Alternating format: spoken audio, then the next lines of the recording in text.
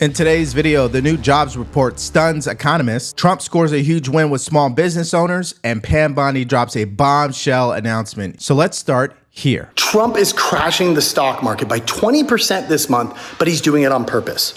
And this is why Warren Buffett just said Trump is making the best economic moves he's seen in over 50 years. Now, here's the secret game he's playing, and it could make you rich.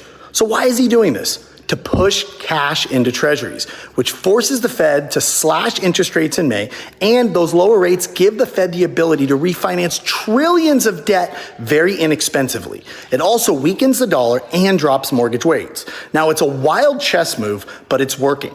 Now, you're probably wondering, what about his tariffs? Well, I'll tell you, it's a genius play. It actually forces companies to build here to dodge them. It also forces farmers to sell more of their products here in the US to bring grocery prices way down. We've already seen this with eggs. Now, remember, 94% of all stocks are owned only by 8% of Americans. So Trump, he's taking from the rich short term and handing it to the middle class through lower prices. Yeah, so that clip is in relation to what we showed you yesterday, where basically President Trump is punishing Wall Street. Why? Well, because they sold out Main Street over the past 4 years. They're the ones that actually capitalized, not Main Street. And again, it comes down to this fundamental difference. Would you rather have cheap priced goods, but manufacturing jobs gone, or moderately priced goods, but manufacturing jobs increase? You tell me what you want. Put it in the comment section below. Now, here's what Larry Kudlow on Fox Business had to say. Watch. He is cutting taxes. He is slashing regulations. He is increasing energy production, lowering costs. And yes, he's improving fair trade. There'll be a lot of movement. You will see. I don't care what the initial reactions are. You're going to see a lot of foreign companies come here and say, we will cut this tariff, we will cut that tariff, we will cut this tariff, we will cut that tariff. That is exactly what reciprocity is all about. But the other point he makes, and again, I'm going to defend him on this, we can't keep standing by. Too many presidents have stood by. Trump went at it with China in his first term. Now he's going at it on a global basis. And that's what the media continues to obviously acknowledge, is that $6 trillion of investments have been committed over the next 4 years to be spent here in America from overseas companies. Just think about that number, $6 trillion. Now, in case you need further evidence that tariffs do work, Vietnam has just come out, and now they're offering to cut their tariffs down to 0. This is what Trump just reported on Truth Social. And there's also reports that Cambodia is now reducing tariffs in 19 different categories from 15% to 5% on U.S. goods. So clearly, the point that Trump has been making is actually coming into reality, meaning this is an effort to get these countries to renegotiate these unfair trade practices. That's the bottom line here. And that actually takes us to our second story, where small business owners are celebrating the strategy from Trump as it pertains to tariffs. Let's watch this clip. I tell people, you don't like tariffs, buy made in America. Do you think that with the tariffs now, this could help push more to be made and sold in America? Oh, absolutely. I mean, there's no doubt about it. I mean, how can you not do that? I mean, a lot of these other countries are screaming bloody murder that, it's going to affect them. Well, it should affect them. Keeps American people working. Always been a supporter of our country and what we can do to help our own. So I like coming to Made in America, and the products are wonderful. It's nice to buy American. This is going to make the consumer get a little more educated, see what's made in America.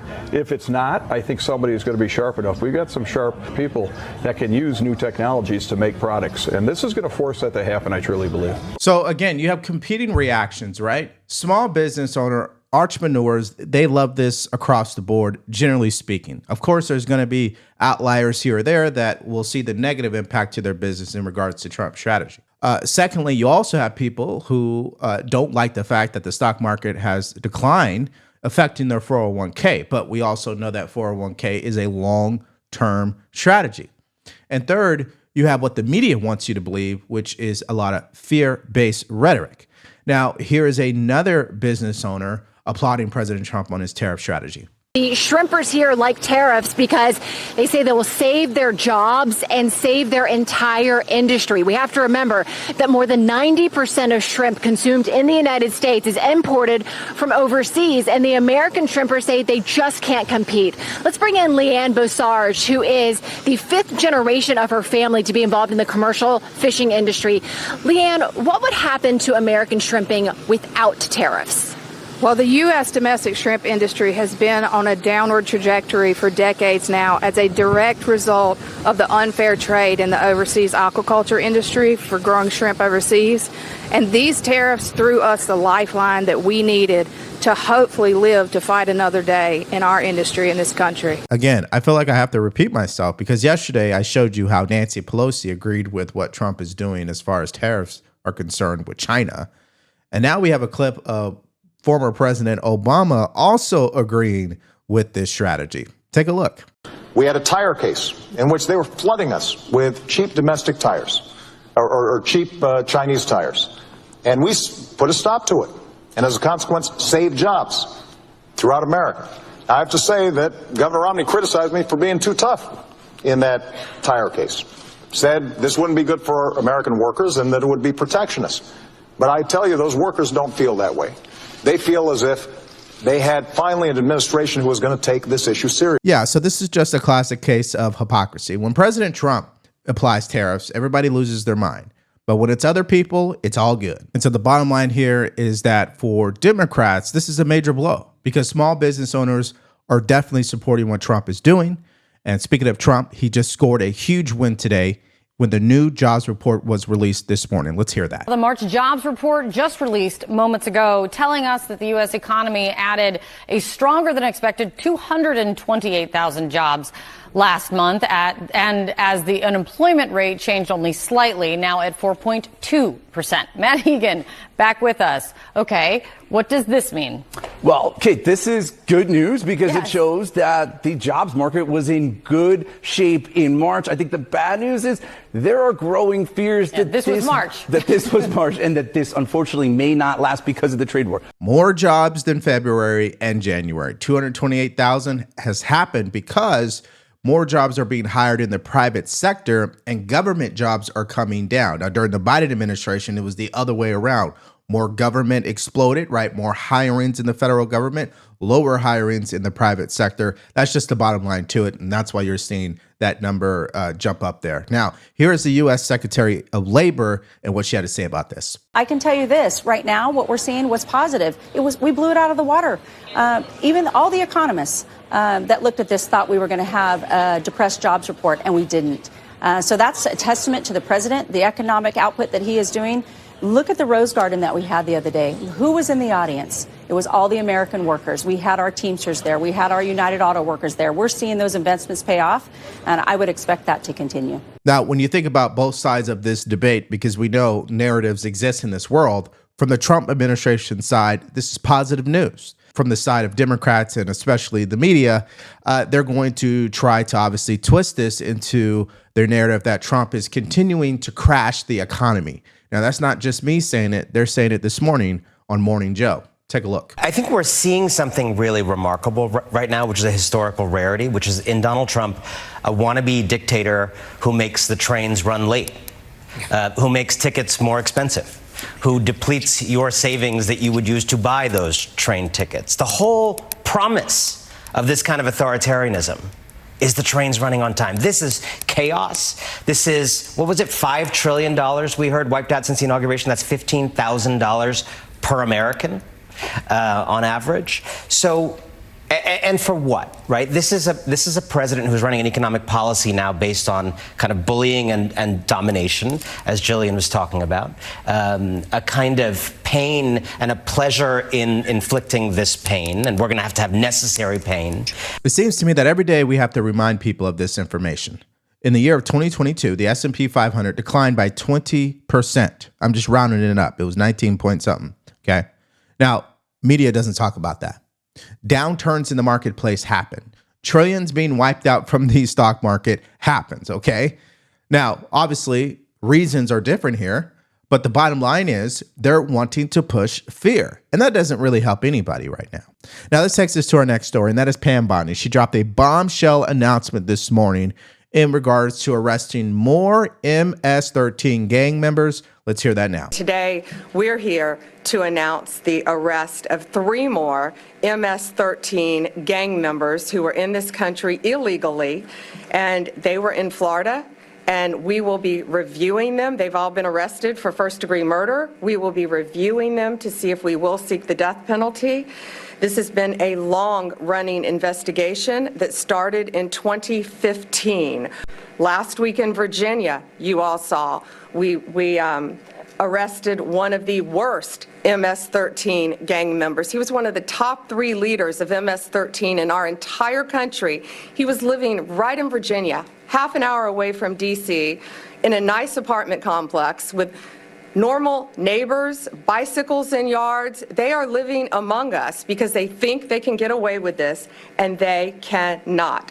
They're bringing drugs, they're bringing guns, and especially violence to our country. And under Donald Trump's presidency, that has stopped. Now, that means she's up to 4 MS-13 gang leaders that have been arrested so far. This is the type of results we love to see, and we got to give her credit for focusing on this issue because, again, a lot of these criminals have come into this country illegally and were allowed to pretty much run rampant, okay, under the Biden administration. And so good thing that we are now cracking down on crime and ultimately making good on Trump's promises, which is to make America safe again. Now, not everybody believes that, okay? A lot of people are still stuck on this idea that President Trump is going to run up in your house and deport you. You don't believe me? Watch this clip. Look, guys, we live in a country where you can get snatched up off the street for writing an article in the newspaper.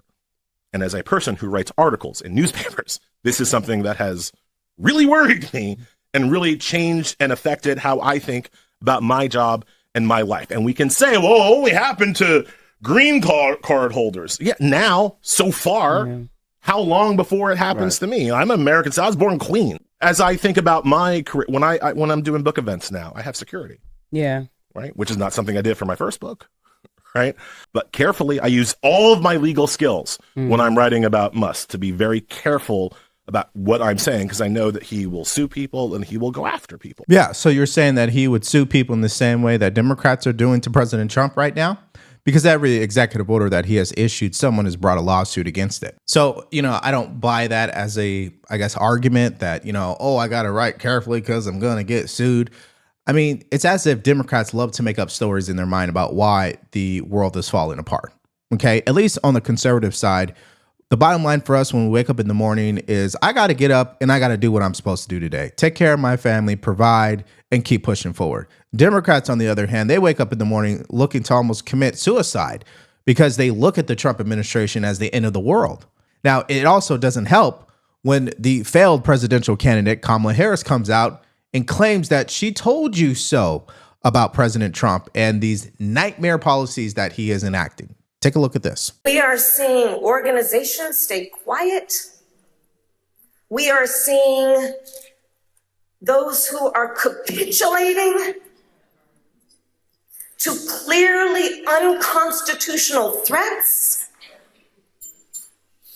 Because, there were many things that we knew would happen. Many things. I'm not here, so I told you so. She makes a good point. She did tell us what President Trump was going to do, just like he told us what he would do. And that's exactly what he's been doing. And of course, Scott Jennings does what he always does, which is provides common sense on this particular story. Take a look at his reaction to this clip. Well, yeah, elections are ultimately about choices. They aren't, you don't have them in a vacuum. And I would just argue back to Kamala Harris that, I told you so. I agree. I told you so. Donald Trump was going to close the southern border. I told you so. He was going to bring order to immigration. I told you so. He was going to drag this country out of the left-wing cultural ditch and put us back towards more mainstream, middle of the road. You think he's done the last thing? I did tell you so. Now, he's also executing, as you all have acknowledged, his economic agenda, just as he said he was going to do. He's enacting tariffs, and he's asking the Congress to make the tax cuts permanent, and he's unleashing American energy. So I agree. It is I told you so, and about half the country is okay with it, and about half the country voted for it. So it strikes me that this is a healthy level of copium going on right now among Democrats who are telling themselves stories that the people who voted for this are not happy with it.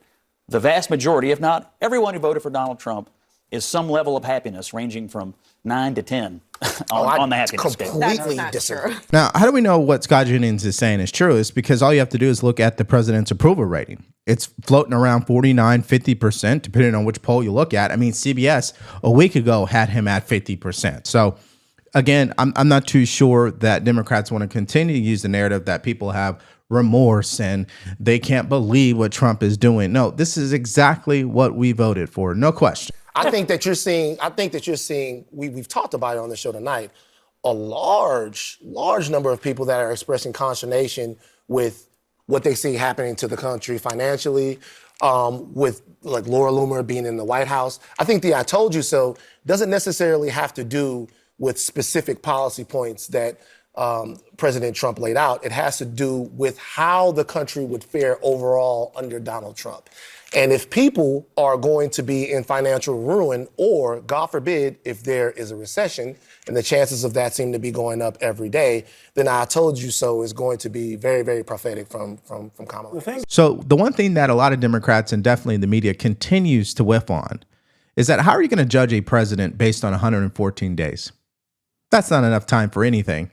Now, you may criticize the way he's gone about things. That's fine. Everybody is entitled to their opinion. But the real judgment is going to come in the midterms. Do you believe the American people will understand that the short-term pain, whether it's the fear that they're continuing to hear on the news, whether they hold a 401k that has seen a current decline, or that there's uncertainty about the stock market, do you think they will understand the necessity of that in the short term? Because a year, 2 or 3 years from now, prices will be lower, more stable, and jobs will be coming back to America. Do you think people will understand that? Let me know in the comment section below. Now, last night, President Trump made breaking news when he made a stunning... Now, last night, there was breaking news. President Trump made a stunning announcement about Elon Musk's future within the administration. Also, Laura Loomer met with President Trump, and I'm going to tell you right now, the media did not like it. So if you missed out on those stories and more from yesterday, all you have to do is click on that video because it's coming up right now.